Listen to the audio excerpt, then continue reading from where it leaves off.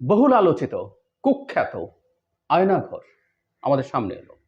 আমরা অনেক ছবি দেখলাম, আমাদের প্রধান উপদেষ্টা আরো কিছু উপদেষ্টাকে সাথে নিয়ে, আমাদের সাংবাদিক কিছু কিছু গুম হওয়া মানুষজনকে নিয়ে আয়নাঘর দেখেছেন এবং এটা আবার তীব্র বিতর্ক ট্রিগার করেছে। আমি সেটা নিয়ে মূলত কথা বলবো, কিন্তু তার আগে আরেকটা দিক একটু দেখে আসা যাক। সেটা হলো একটা পুরনো কথা নতুন করে আমাদের সামনে আবার প্রমাণ হলো। সেটা হচ্ছে একটা গণতন্ত্র কাজ করার পেছনে মিডিয়ার ভূমিকা। এই যে ৬ মাস পর, ইটস টু লেট আনডাউটেডলি, এবং দেরি হওয়ার কারণে অনেক রকম বিকৃতি হয়েছে, সেগুলোই মূল আলোচনার জায়গা। আমরা সেই আলোচনা করছি সোশ্যাল মিডিয়াতে। কিন্তু যে জিনিসটা খুব ইম্পর্টেন্ট সেটা হলো এইটুকুও যে এখন হলো, এটা মূলত একটা মিডিয়ার কারণে হয়েছে। নেত্র নিউজ তারা কয়েকদিন আগেই একটা রিপোর্ট করেছে এবং সেখানে তারা জানিয়েছে সেনাবাহিনীর অনিচ্ছার কারণেই আমাদের প্রধান উপদেষ্টা সহ অন্যরা এই যে আয়নাঘর আছে, ডিটেনশন সেন্টারগুলো আছে, সেগুলো দেখতে পারেননি। এবং প্রধান উপদেষ্টা সেই রিপোর্টে নেত্র নিউজ তসলিম খলিলের সাথে কথা বলে জানিয়েছেন যে তিনি যাবেন as early as possible with all the people. So কিভাবে মিডিয়া কাজ করে তার একটা খুব চমৎকার এক্সাম্পল। এবং ভবিষ্যৎ বাংলাদেশ আমরা এটুকু বলে রাখবো যে মিডিয়া যাতে কেউ কোনো না কোনোভাবে কারসাজি করতে না পারে, নিয়ন্ত্রণ করতে না পারে। একটা সরকার স্বৈরাচারী হয়ে ওঠার প্রথম পদক্ষেপগুলোর একটা হচ্ছে মিডিয়াকে নিয়ন্ত্রণ করা, কোনো না কোনো ফর্মে, কোনো সুবিধা দিয়ে, টাকা পয়সা দিয়ে, কোনো রকম চাপ প্রয়োগ করে। এই কারণে আমরা দেখব ইভেন একটা ভালো নির্বাচনের মাধ্যমে নির্বাচিত একজন প্রধানমন্ত্রী নরেন্দ্র মোদী যখন স্বৈরাচারী হয়ে উঠছেন, তিনি ভারতের মিডিয়াগুলোকে অপ্রেস করছেন। করতে করতে সেগুলো এখন তার নিয়ন্ত্রণে বা কবজে আসার পর তার কোলে এসে বসেছে। সে কারণে গদি মিডিয়া হয়েছে এগুলো। আমরা এইটুকু একটা গুরুত্বপূর্ণ ফাইন্ডিং। নেত্র নিউজ আরেকটা ভালো কাজ করলো, তাদের চাপেও এতদিন পরে হলো। কিন্তু এখন যে মূল ডিবেটগুলো হয়েছে সেগুলো খুবই ভ্যালিড, যে সত্যিকার অর্থে এটা আমাদের এই অন্তর্বর্তী সরকারের জন্য একটা বড় ব্যর্থতা। দীর্ঘ ৬ মাস এই আয়নাঘর মানে এই গুমের ডিটেনশন সেন্টারগুলোতে যাওয়া যায় নাই।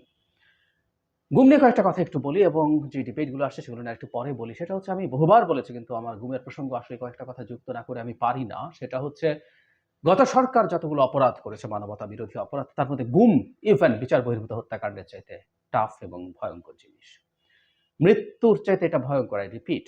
কারণ যে মানুষটা বেঁচে আছেন, তিনি বেঁচে আছেন কি নেই, তিনি বেঁচে থাকবেন কি থাকবেন না, তার এরকম চিন্তা আছে, তিনি বিভৎস পরিবেশে টর্চারের মধ্যে জীবনযাপন করছেন। তার চাইতে জরুরি কথা, পরিবারটা যে অবর্ণনীয় দুঃখ, দুর্ভোগ, কষ্টের মধ্য দিয়ে যায়, সেটা কোনো তুলনা হয় না।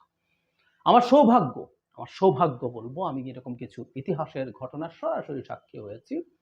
গুম হওয়াদের স্বজনদের যে প্রতিষ্ঠান সংগঠন মায়ের ডাকের বেশ কিছু প্রোগ্রামে আমি উপস্থিত থেকেছি এবং তাদের অবর্ণনীয় কষ্টের গল্প শুনেছি। কিভাবে বছরের পর বছর এক একটা পরিবার অপেক্ষা করে, কিভাবে এক সময় ওই অপেক্ষা পাল্টে যায় যে ৭ বছর কি হবে, ৭ বছর হলে স্বামীর অ্যাকাউন্ট আমি অপারেট করার অ্যাপ্লাই করতে পারবো, যদি ৭ বছর পরও অ্যাকাউন্ট ঠিকমতো অ্যাপ্লাই করা মানে অপারেট করা যায় না। এক বিভৎস সংকট, বিভৎস সংকট। সুতরাং আমাদের জাতির ইতিহাসে, শেখ হাসিনার নির্যাতনের ইতিহাসে এই গুম, এই আয়নাঘর একটা গুরুত্বপূর্ণ জায়গা, কিন্তু এগুলো ওয়েল প্রিজার্ভড আসলে আর হলো না। আজ যে ছবিগুলো আমাদের সামনে এসছে সেগুলো নিয়ে যারা বিভিন্ন সময়ে গুম হয়েছেন তারা প্রশ্ন তুলেছেন এবং রাইটলি প্রশ্ন তুলেছেন। যেসব ছবি দেখানো হচ্ছে বিভিন্ন মানে দুটো তিনটাকে ভেঙে একসাথে করে দেখানো হয়েছে। ওয়ালগুলোতে মানুষের প্রচুর লেখা ছিল, সেগুলো তুলে ফেলে সেখানে নতুন করে প্লাস্টার করা হয়েছে। এইরকম নানান কিছু, যদিও এর মধ্যেও বেরিয়ে গেছে একটা দুটো জায়গায় সত্যিকারে গুম হওয়া যে প্রকোষ্ঠগুলো আছে, আয়নাঘরগুলো আছে, সেগুলো কেমন। প্রধান উপদেষ্টা এরকম একটা দুটো দেখে বলছেন যেখানে মুরগির খোপের চাইতেও ছোট। That exactly happened. আমি একজন গুম হওয়া মানুষের বর্ণনা অনেকে শেয়ার করছেন, সেখানে দেখলাম সেখানে লম্বা হয়ে শোয়া যায় না, আসলে পা কমোডে চলে যায়, একই জায়গায় সবকিছু। এই পরিস্থিতি আছে, সেইগুলো প্রায় কিছুই আর প্রিজার্ভড নেই। এর মধ্যেও আমরা পেয়েছি টর্চারের জন্য ইলেকট্রিক শক দেওয়ার জন্য যে চেয়ার, সেটা পাওয়া গেছে, সেটা দেখা গেছে, সেটা এসছে। কিন্তু এই আলামতগুলো নষ্ট করে ফেলা হলো। এটা ভয়ঙ্কর। এই যে আলামতগুলো থাকা দরকার ছিল আমাদের, এটা সত্য, সেনাবাহিনীর তত্ত্বাবধানে, বিভিন্ন বাহিনীর তত্ত্বাবধানে একটা অংশের অ্যাটলিস্ট র্যাবের ছিল, বিভিন্ন এজেন্সি ছিল, যে এজেন্সিগুলো আসলে ঠিক সেনাবাহিনীর নিয়ন্ত্রণে না। কিছু সেনাবাহিনীর লোকজন যেসব গোয়েন্দা বাহিনীর চিফ এবং গুরুত্বপূর্ণ পদে থাকেন, সেগুলো মূলত প্রধানমন্ত্রীর অধীনে, তারা তাদেরকে রিপোর্ট করেন। তো এই ধরনের ডিটেনশন সেন্টারগুলো দায় ছিল, এগুলো রাখা দরকার ছিল, এগুলো ভেঙে ফেলে অত্যন্ত গর্হিত কাজ করা হয়েছে এবং এরপরও তারা 6 মাস পরও দিতে চাইছেন না। এটাও খুব ভয়ঙ্কর ব্যাপার। আমাদের ইতিহাসে এই ঘটনাগুলো ঘটেছে, এই ইতিহাসে এই ঘটনাগুলোর স্বীকৃতি এবং এগুলোর সংরক্ষণ করা আমাদের জন্য জরুরি ছিল, কিন্তু এটা হয়নি। এর বাইরে আরো একটা বড় অভিযোগ এসছে, সেটা হলো আমি বিভিন্ন জায়গায় দেখলাম, এটা নিয়ে আমরা আশা করি অফিসিয়ালি জিনিসগুলো জানতে পারবো। এই যে স্বজনদেরকে নিয়ে যাওয়া বলা হয়েছিল, যারা স্বজন তাদের অনেকে এবং খুব সিগনিফিক্যান্ট অনেক মানুষ যেতে পারেননি, অভিযোগটা হচ্ছে তাদেরকে যেতে দেয়া হয়নি। এটা খুব ভয়ঙ্কর অভিযোগ, কারণ সত্যিকার অর্থেই আমরা মায়ের ডাক সংগঠনটার বেশ কিছু মানুষকে সামনে থাকতে দেখেছি এবং ভয়ঙ্কর লড়াই তারা করেছেন সবচেয়ে ভয়ঙ্কর সময়গুলোতে। তারা কি পরিমাণ চাপের মুখে তখনকার লড়াইটা জারি রেখেছিলেন, আমি একেবারে সামনাসামনি চাক্ষুষ সাক্ষী সেটার। কিন্তু এদের অনেককেও আমি দেখিনি এবং জানলাম তাদেরকে যাওয়াটার জন্য ডাকা হয়নি এবং টু সাম এক্সটেন্ট প্রিভেন্ট করা হয়েছে। কাউকে কাউকে এটার বিরুদ্ধে, কাউকে কাউকে এটার জন্য অভিযুক্ত করা হচ্ছে, কোনো কোনো উপদেষ্টাকে। আমি জানি না এটা কেন হলো। প্রধান উপদেষ্টার সাথে মায়ের ডাকের প্রতিনিধিরা যাবেন না, এটা হতে পারে না। আজকে অনেকেই, আমি প্রায় বলি যে অনেকেই বিরাট বিরাট বীর হয়ে যান। শেখ হাসিনার সময় যারা লড়াই করেছিলেন, কিভাবে লড়াই করেছেন, ওই ইতিহাসটা ভুলতে মনে হয় খুব বেশি লাগবে না। আমি নিজেও খেয়াল করি আসলে 5 অগাস্টের পর বিরাট বিরাট বিপ্লবীরা হাজির হচ্ছেন, হাজির হয়ে সবকিছু এটা হচ্ছে না, ওটা হচ্ছে না, এটা এভাবে করলে হতে হবে, ওটা ভাবে করতে হবে, এই করতে হবে, সেই করতে হবে, এটা করে দেখিয়েছি, সেটা করে দেখিয়েছি, নানান কথাবার্তা বলেন। আমরা এখানেও কি এরকম একটা চর্চা দেখলাম?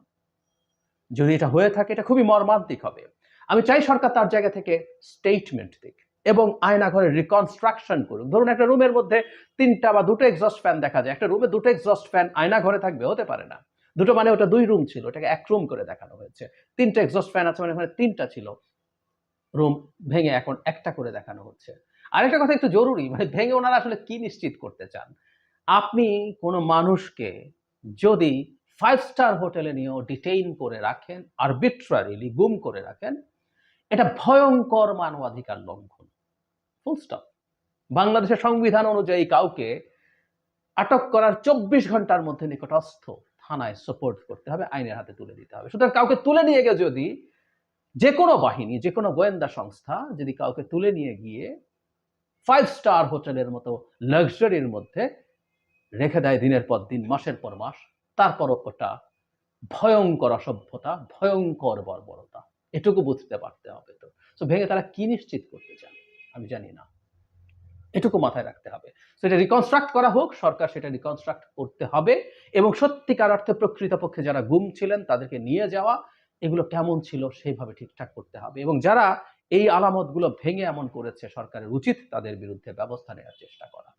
এই যে ঘটনাগুলো ঘটেছে, এগুলো দায় আমরা শেখ হাসিনাকে দিচ্ছি, তার রেজিমকে দিচ্ছি।